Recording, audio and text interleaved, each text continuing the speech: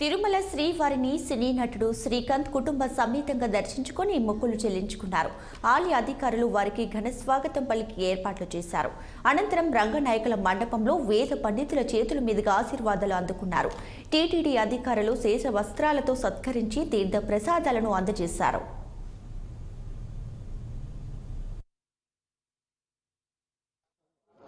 అందరికీ నూతన సంవత్సర శుభాకాంక్షలు.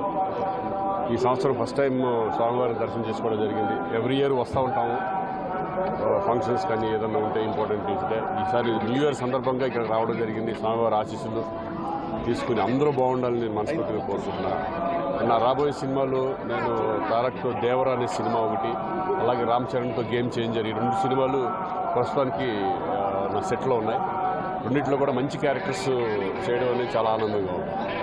Thank you. Happy new year అండి. సో న్యూ ఇయర్ సందర్భంగా ఇక్కడ స్వామివారిని దర్శనం చేసుకుంటాం అండ్ అందరికీ మంచి జరగాలని కోరుకుంటున్నాం. సినిమాలు అనౌన్స్ చేస్తాం. ప్రజెంట్ మన వైజయంతి ఛాంపియన్ అని ఒక